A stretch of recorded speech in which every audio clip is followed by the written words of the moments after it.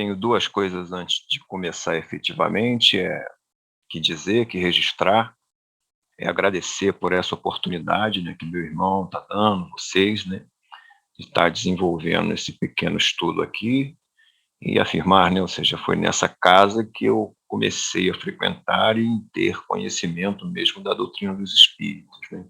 Então é muita alegria para mim estar aqui me reunindo com vocês, em torno dessa doutrina, né. Ainda rolou muita água embaixo da ponte até que eu efetivamente, né, aderisse ao movimento espírita. Hoje eu estou integrado no sentido de um espírita de carteirinha, né, ou seja, eu divido isso, eu frequento uma casa, trabalho, né, desenvolvo, né, e sempre, estudando, né.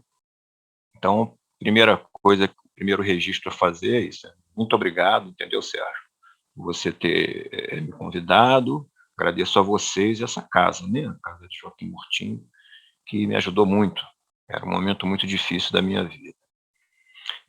A segunda, né, eu vou falar de temas aqui, os temas talvez um pouco difíceis, né, agora, antes de qualquer coisa, né, eu vou falar o assunto e tal, mas, os 2 primeiros ouvidos que ouvem a voz que sai da minha boca, que eu estou em Minas Gerais, é o meu próprio, que significa, no fundo, eu estou falando para mim também. Também não, né, mas para mim, entenderam? Então, essas coisas que eu vou falar, naturalmente que eu estou longe, né, de estar no progresso, de dominar, né, eh, esses assuntos. Eu vou sugerir algum estudo, alguma leitura, mas sempre entendendo, né, eu sou só o veículo aqui, eu mesmo faço parte, tenho os defeitos de que eu vou, digamos assim, né, pensar aqui, né, na nossa conversa. Então, feita essas 2 considerações, eh, o Sérgio me falou, né, deixou livre, né, meu irmão. Então, bom, como você deixou livre, eu fiz um trabalho há alguns anos atrás, né, quer dizer, participo de uma reunião de desenvolvimento, e caiu o estudo para fazer daquela questão 919 do Livro dos Espíritos, né, ditada por, Santo Agostinho, que é justamente, né, eh eh, o título de começo do estudo aqui é "Conhece-te a ti mesmo", né. Então eu sugeri, né, o título para você, né, seja, estudo sobre o conhecimento de si mesmo, que é a partir dessa questão que eu abri um pouco mais para outros livros, muito mais o livro Obras Póstumas, né, que eu vou trazer para vocês aqui. Bom, então vamos lá, né. Então ficou como título dessa nossa pequena palestra, o autoconhecimento, né. É mais um estudo, né. Então, relembrando aqui, né, a questão 919, o professor Kardec faz a seguinte pergunta, né, para os espíritos: "Qual o meio mais prático, mais eficaz que tem o homem de se melhorar nesta vida e de resistir à atração do mal?" Os espíritos respondem, né: "Um sábio da antiguidade vô-lo disse: conhece-te a ti mesmo." Aí tem uma questão, 919A, Kardec sempre, né, esmiuça um pouco mais, né, e tal. Ele pergunta: "Conhecemos toda a sabedoria desta máxima, porém, a dificuldade está precisamente em cada um conhecer-se a si mesmo. Qual o meio de consegui-lo, né?" E aí vem a resposta é uma das poucas questões mesmo, né, que tem uma está assinado, né, que foi Santo Agostinho que, ditou, né, a resposta. Então Santo Agostinho diz o seguinte, né: "Fazei o que eu fazia quando vivi na terra. Ao fim do dia, interrogava a minha consciência, passava revista ao que fizera e perguntava a mim mesmo se não faltara a algum dever, se ninguém tivera motivo para de mim se queixar. Foi assim que cheguei a me conhecer e a ver o que em mim precisava de reforma. Aquele que todas as noites evocasse todas as ações que praticara durante o dia e inquirisse de si mesmo o bem ou o mal que houvera feito, rogando ao Deus e ao seu anjo da guarda que o esclarecimento grande força adquiriria para se aperfeiçoar, porque, crede-me, Deus o assistiria. Dirigi, pois, a vós mesmos perguntas, interrogai-vos sobre o que tendes feito E com que objetivo procedeste em tal ou tal circunstância, sobre se fizestes alguma coisa que feita por outro, censurarias, sobre se obraste alguma ação que não ousarias confessar, perguntai ainda mais. Se aprovesse Deus chamar-te nesse momento, teria que temer o olhar de alguém ao entrar de novo no mundo dos espíritos, onde nada pode ser ocultado? Bom, então ele faz essa introdução, ele dizendo, né, o método é pergunta. Chegava no fim do dia, ele se perguntava, passava, né, em, em, em lembrança, né, o dia dele, e perguntava, pô, falhei em algum lugar, fiquei muito nervosinho em algum lugar, fui mal educado com alguém, não fui caridoso com uma pessoa que se apresentou para mim. Isso é o que ele diz que fazia, né? Digamos assim, temos um método aí, né? Prosseguindo, então, na resposta dele. Examinai o que pudestes ter obrado contra Deus, depois contra o vosso próximo e finalmente contra vós mesmos. As respostas vos darão ou o descanso para a vossa consciência, ou a indicação de um mal que precisa ser curado. O conhecimento de si mesmo é, portanto, a chave do progresso individual. Mas direis, como há de alguém julgar-se a si mesmo, né? Não está aí a ilusão do amor próprio para atenuar as faltas e torná-las desculpáveis? O avarento se considera apenas econômico, né, e previdente. O orgulhoso julga que em si só há dignidade. O orgulhoso, isto é, isto é muito real, mas tendes um meio de verificação que não pode iludir-vos. Quando estiverdes indecisos sobre o valor de uma de vossas ações, inquiri como a qualificarias se praticada por outra pessoa. Se a censurais noutrem, não na podereis ter por legítima quando fordes o seu autor, pois que Deus não usa de duas medidas para a aplicação de sua justiça, ou seja, né, ele faz o seguinte, pô, se coloca no lugar, imagina uma outra pessoa fazendo isso que você está em dúvida, né? Que você, né, se você for um egoísta, um orgulhoso, né, vai achar que só tem dignidade. Se o orgulhoso, né, se propuser realmente a melhorar, ele vai colocar, imagina uma outra pessoa fazendo isso. Se você condenar na outra pessoa, então não tem jeito, você tem que condenar para você também. Isso que é o ponto chave aqui, né? É, prosseguindo, então, né, na resposta de Santo Agostinho. Procurai também saber o que dela pensam os vossos semelhantes e não desprezeis a opinião dos vossos inimigos, porquanto esses nenhum interesse têm de mascarar a verdade, e Deus muitas vezes os coloca ao vosso lado como um espelho, a fim de que sejais advertidos com mais franqueza do que o faria um amigo, né? Ou seja, quando alguém que não gosta muito de você dizer alguma coisa, você presta atenção, né? Porque o teu amigo, o cara é teu amigo, ele vai passar a mão na sua cabeça, não, esquece isso, você é um cara legal demais. Agora, aquela pessoa que tem um probleminha com você, essa vai jogar na lata. Os meus aluninhos lá e tal, eles mandam na lata, entendeu? Né? O professor lá, entre eles. Então é assim, você vai aprendendo muito. Né? Prosseguindo, né? Prescrute, conseguintemente, a sua consciência, aquele que se sinta possuído do desejo sério de melhorar-se, a fim de extirpar de si os maus pendores. Como do seu jardim, arranca as ervas daninhas. De balanço do seu dia moral, para a exemplo de um comerciante, do comerciante avaliar suas perdas e seus lucros, eu vos asseguro que a conta destes será mais avultada que a daqueles. Se puder dizer que foi bom o seu dia, poderá dormir em paz e aguardar sem receio despertar da outra vida, né? Ainda prossegue e tal, mas a ideia central, né, já foi explanada aqui, né? Ou seja, ele diz, no final do dia, ele fazia questões perguntava a si mesmo, aí se tiver alguma dúvida, se ele for muito benevolente com si, ou seja, imagina que um outro está fazendo, que se você condena no outro, você tem que condenar em você, então esse é o método, né? Então, ele, em linhas gerais, dá essa questão. Então, depois do para casa, todo mundo lê a questão até o final e tal, né? E vê. Então, prosseguindo, né? É razoável, né? Apesar da diversidade, né, inerente ao ser humano, isso aí já não é da resposta, não. Aqui sou eu que estou tecendo alguma consideração a respeito. Podemos nos perguntar que defeito ou vício nós, humanos imperfeitos, temos em comum, em maior ou menor grau, entendeu? Ou seja, é razoável, Santo Agostinho perguntava, né, ao longo do dia dele, onde ele vacilou, onde ele não foi bem e tal, mas é razoável, nós que somos humanos imperfeitos, o que é aquilo que mais em comum temos em todos os seres humanos? É o que todos nós temos de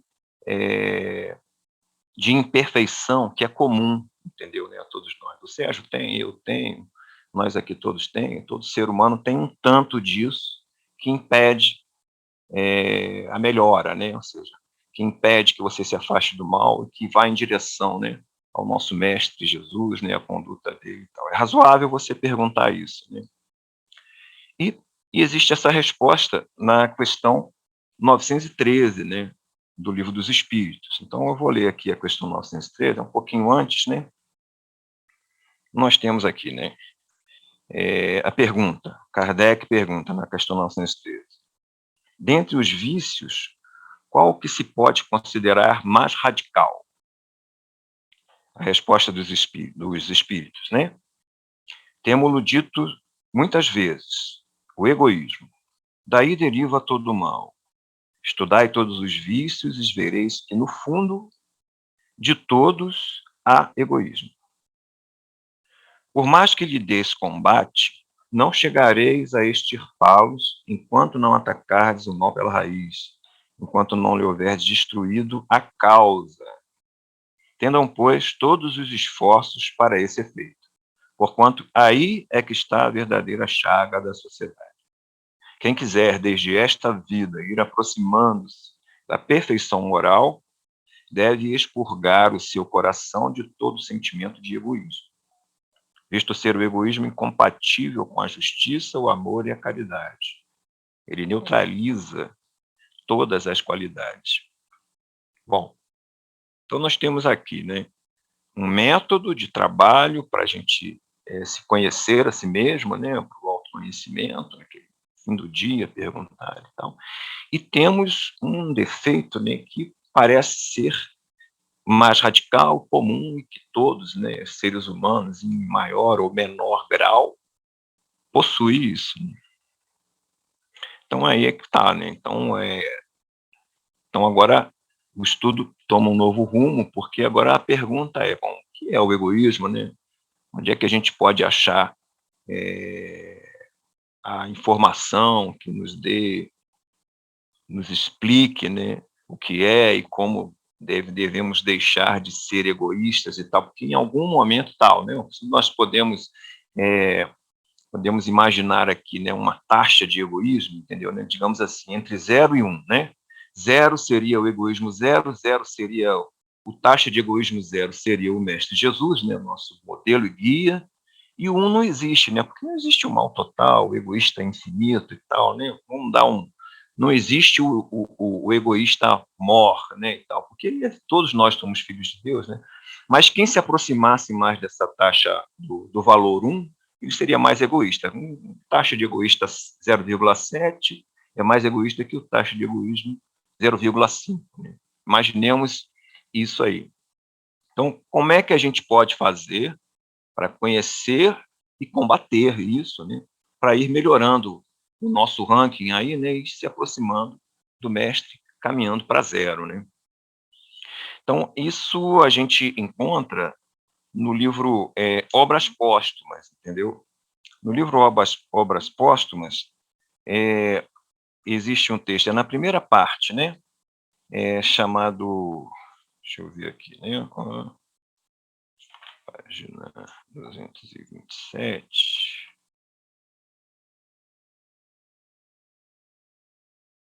Isso. Está na primeira parte do livro Obras Póstumas, né, que não é um livro da codificação em si, mas é muito importante, né, esse livro é um livro histórico, que reúne vários textos, né, da produção do próprio Allan Kardec, entendeu? Né? Então, é um livro que eu também uso para estudo, né, e, acho que a primeira edição dele foi após o falecimento, né, óbvio, do professor Kardec. Então, nessa primeira parte, né, na minha edição aqui, na página 225, é o egoísmo e o orgulho, suas causas, seus efeitos e os meios de destruí-los. Ou seja, qual é a ideia, então, desse estudo? Né? O autoconhecimento, ou o estudo sobre o conhecimento de si mesmo. Então, nós já temos um método, né, para nos conhecermos a nós mesmos, aquela perguntinha. Temos um foco, né, um objeto de estudo, que é o egoísmo, porque em algum momento, em algum ponto, eu estou aí, né, entre 0 e 1, nessa taxa, e esse estudo aqui pode nos ajudar a melhorar o nosso ranking, ou seja, baixar a nossa taxa e se aproximar do mestre. Né? Então, eu vou pensar, né, o texto é bem grande, umas 5 páginas e tal, eu vou pensar algumas coisas, mas fico para casa aí, né, da gente compilar. Eu até compilei isso, tá? Depois eu até envio para o Saldanha, para o Sérgio, a compilação que eu fiz, aí depois você distribui depois para o pessoal. Entendeu? Quem já tiver o livro pode atacar diretamente no livro, mas eu reuni, né? Eu tenho um arquivinho PDF em que isso está reunido. Aí depois eu passo para vocês. Então, esse texto, então, né? Vamos lá, nós vamos atacar esse texto. É bem sabido, aqui o professor, né, começando o texto, né, falando sobre egoísmo e orgulho, suas causas, seus efeitos e os meios de destruí-los. É bem sabido que a maior parte das misérias da vida tem origem no egoísmo dos homens. Desde que cada um pensa em si antes de pensar nos outros e cogita, antes de tudo, de satisfazer a seus desejos, cada um naturalmente cuida de proporcionar a si mesmo essa satisfação a todo custo e sacrifica sem escrúpulo os interesses alheios. Assim, nas mais insignificantes coisas, como nas maiores, tanto de ordem moral quanto de ordem material. Daí todos os antagonismos sociais, todas as lutas, todos os conflitos e todas as misérias, visto que cada um só trata de despojar o seu próprio, o seu próximo. Então, nós temos aqui no exemplo dela, a Rússia entende, né, ou seja, através do senhor Putin, que a Ucrânia faz parte, entendeu? Então, está tentando anexar. Claro que tem, muito simples nessa minha análise aqui, mas eu posso identificar, né, muito egoísmo ali, né, naquela, naquela pendenga ali, né, ou seja, naquela briga.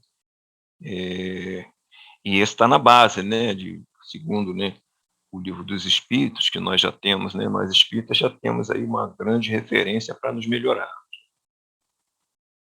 Então, prosseguindo, né, o egoísmo, por sua vez, se origina do orgulho. A exaltação da personalidade leva o homem a considerar-se acima dos outros, julgando-se com direitos superiores, melindra-se com o que quer que, a seu ver, constitua ofensa a seus direitos. Importância que, por orgulho, atribui à sua pessoa, naturalmente o torna egoísta. Então, aí é que vem a resposta, prosseguindo o texto, vem uma definição mesmo. Né? Ele diz, né? O egoísmo e o orgulho nascem de um sentimento natural, ou seja, existe alguma coisa que Deus nos deu de forma natural e que a gente exerce, usa, mas usa em excesso, ou seja, extrapola aquele tanto que é necessário, entendeu? Nós temos isso.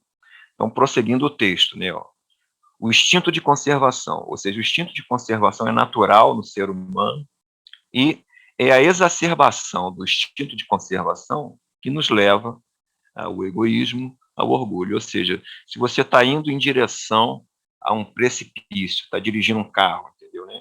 É razoável que você pise no freio, O instinto você tem que se conservar, ué. É isso, Deus nos deu esse instinto para usar, entendeu?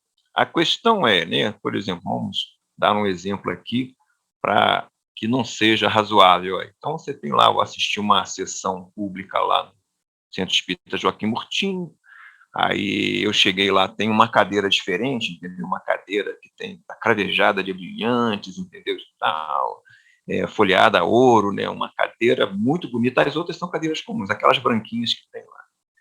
Aí, suponha que o número de pessoas que está vendo vai ver essa sessão é o mesmo número das cadeiras, ou seja, ninguém vai ficar em pé, mas tem uma pessoa que quer sentar naquela cadeira. Não basta só sentar na cadeira, entendeu, né? O natural ali era ter um espaço, uma cadeira para sentar para você assistir o seu objeto, mas a pessoa quer sentar naquela cadeira, tem um brilhante, é a mais bonita, entendeu?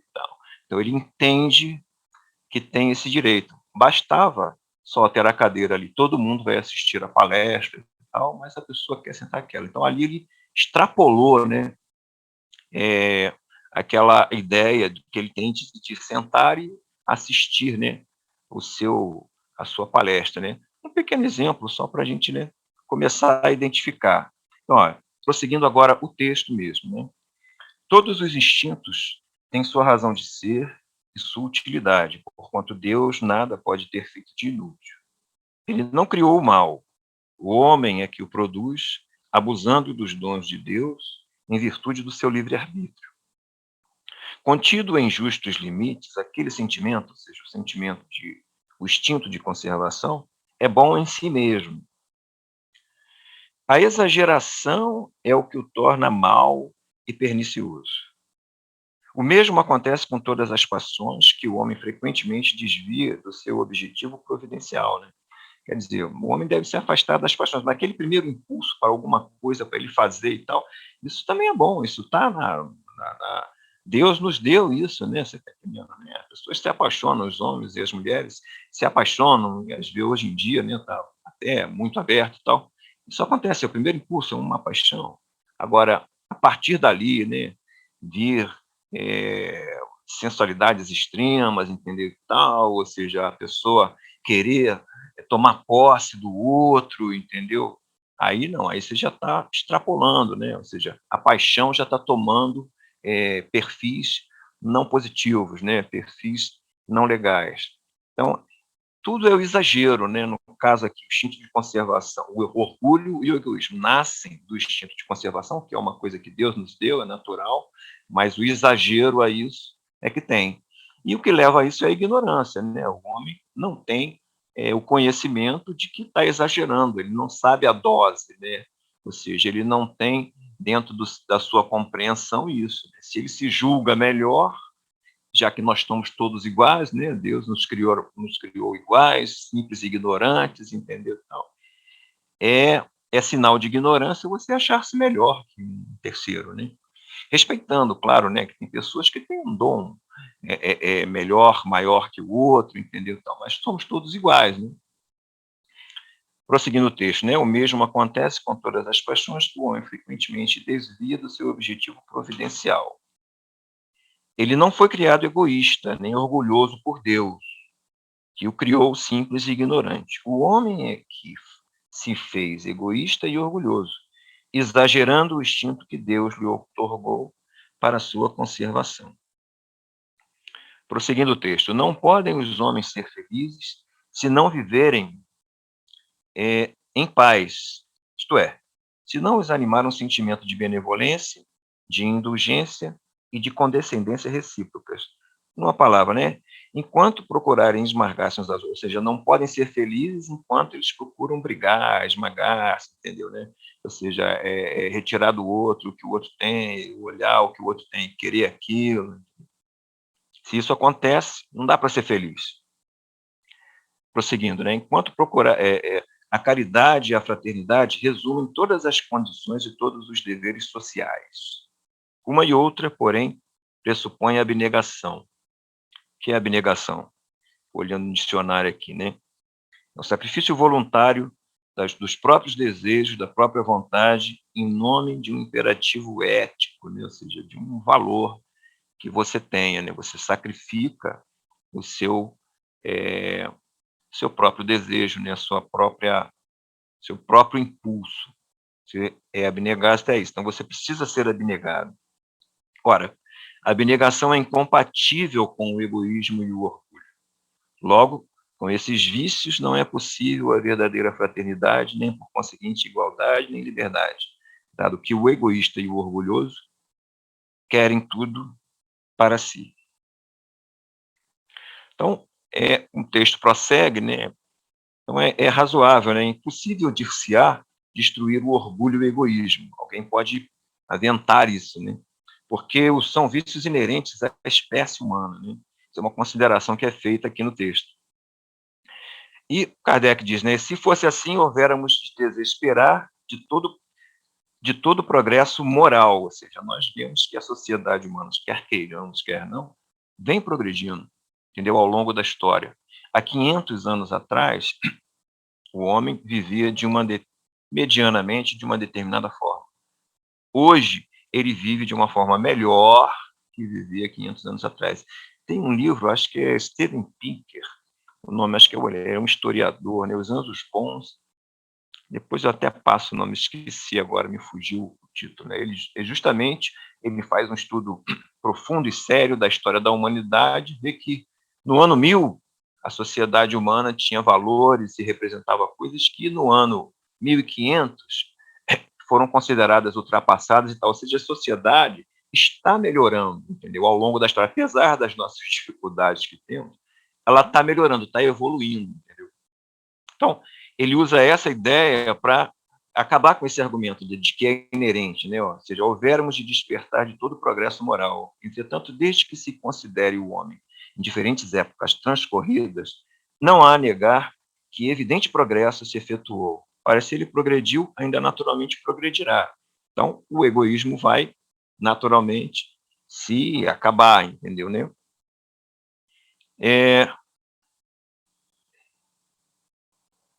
Prosseguindo, então, por outro lado, não se encontrará homem nenhum sem orgulho nem egoísmo. Não se vêem, ao contrário. Aí ele diz o seguinte, né, que é o contrário. Acho que essa ideia também está presente em um dos livros do André Luiz, né? Que são os bons que são tímidos, né? Ou seja, o cara que é egoísta e tal, faz alarde, entendeu, tal. Os bons, os que não são egoístas, no caso, né, os bons, eles são tímidos, né, eles não querem fazer alarde do seu negócio, tal, mas existem muita gente, eu acredito até, acho que o texto diz isso, que existem mais pessoas boas do que não boas, né, do que os egoístas, né, que é o nosso foco de trabalho aqui. Há muitas criaturas dessas que se parecem tão poucos numerosas, é porque o orgulho se põe em evidência ao passo que a virtude modesta se conserva na obscuridade, né? Ou seja, a pessoa mais tímida acaba evitando, então não aparece, né? Essa não tem o egoísmo, aparece mais o egoísta. Concluindo, né, ele vai concluindo aqui essa parte do texto. Se, portanto, o orgulho e o egoísmo se contassem entre as condições necessárias da humanidade, como a de alimentação, de sustento da vida, ou seja, alimentar-se é necessário. Agora, o orgulho e o egoísmo não, é que ele está defendendo, né? Não haveria exceções. Como existem exceções, existem os bons, existem Chico Xavier, né, Maria Teresa de Calcutá, que não são egoístas. O exemplo da vida deles é o não ao egoísmo. Então, ele é um caso positivo, de que são pessoas boas. Né? Se não fosse assim, todos teriam, né, uma taxa, alguma coisa de egoísmo. O que ele está defendendo aqui é que não, tem gente boa, tem gente que não tem isso. Então, agora, todo mundo tem que se alimentar, certo? Todo mundo tem que comer a comidinha, seja a Maria Teresa de Calcutá, o Chico Xavier, eu, você. Isso não é uma coisa inerente, né? É da pessoa, da ignorância da pessoa que ainda não entendeu, que tem que melhorar o egoísmo. O ponto essencial, pois, prosseguindo no texto aqui, né, é conseguir que a exceção passe a constituir regra. Para isto, trata-se, antes de tudo, de destruir as causas que produzem o mal. Então, vamos lá aqui pensar, né, algumas causas. Né? Sei que tem 10 minutos ainda aí, eu vou dar acelerada aqui e tal, mas de qualquer forma vou deixar, né, o a informação com o Saldanha lá, o Sérgio, aí depois ele repassa para vocês, eu já fiz a compilação, entendeu, né? Depois ele envia para vocês o arquivo. Então, dessas causas, a principal reside, evidentemente, na ideia falsa que o homem faz da sua natureza, do seu passado e do seu futuro. Por não saber de onde vem, ele se crê mais do que é. E não sabendo para onde vai, concentra na vida terrena o seu pensar. Acha tão agradável quanto possível. Anseia por todas as satisfações, por todos os gozos. Essa é a razão porque atropela sem escrúpulos o seu semelhante, se este lhe opõe alguma dificuldade.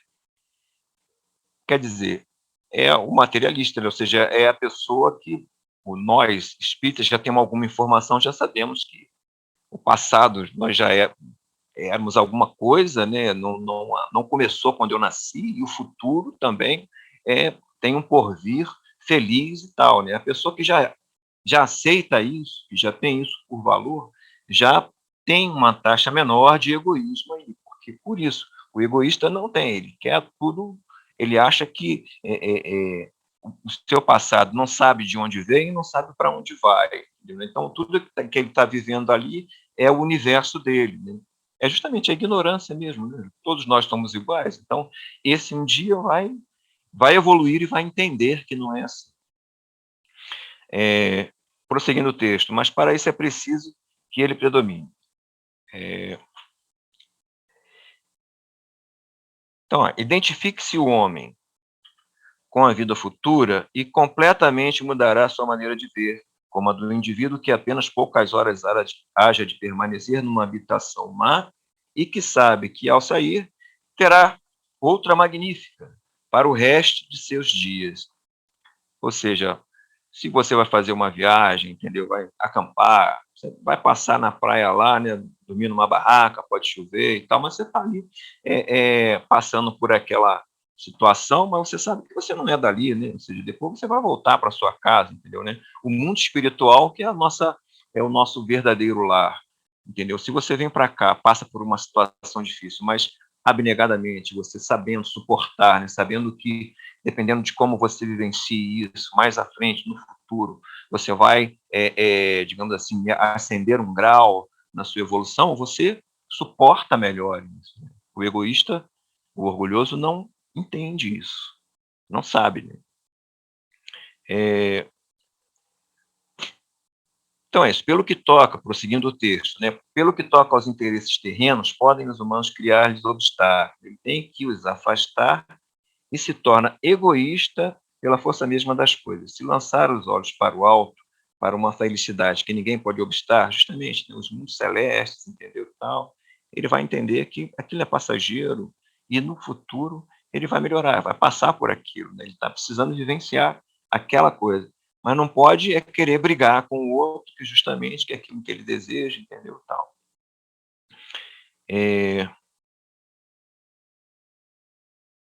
Então é isso. Isso no caso do egoísmo, né? Agora, no caso do orgulho, a causa do orgulho está na crença em que o homem se firma da sua superioridade individual.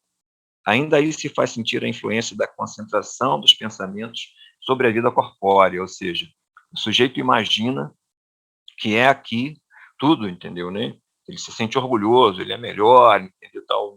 Não consegue entender, não consegue, né, inferir que somos todos iguais, ou seja, nós fomos criados simples e ignorantes, que temos que ser caridosos, entendeu?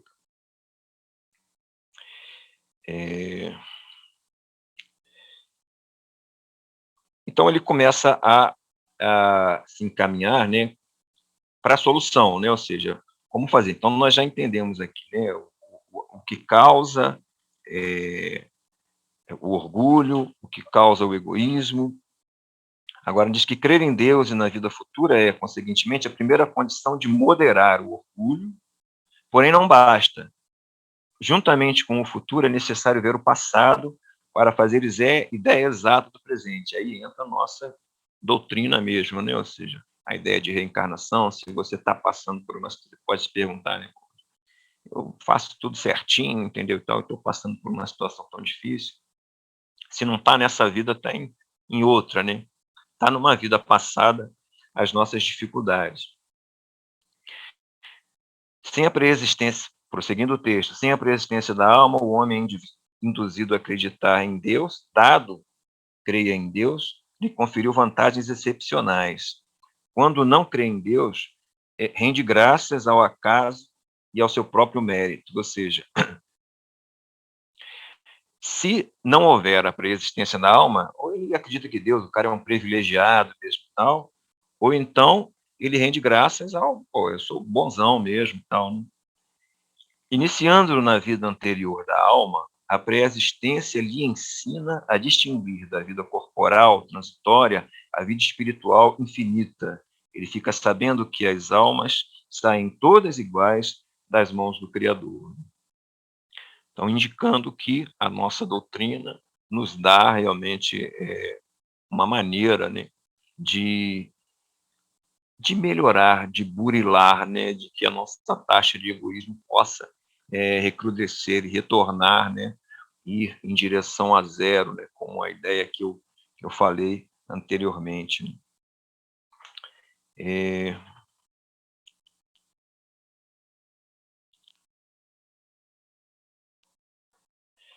indo mais à frente aqui no texto,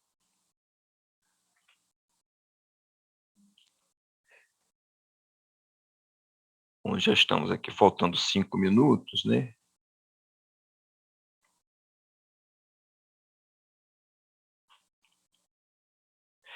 Então, ele vem desenvolvendo no texto aqui essa ideia, né, justamente lá na frente ele diz: uma vez que haja entrado decisivamente por esse caminho, seja o caminho, a princípio, né, de entender, refletir sobre o passado, refletir sobre o futuro, entender que você está vivendo uma situação transitória, se você está vivendo uma, que você não é o, vamos usar a expressão, né, o rei da cocada preta e tal, entendeu?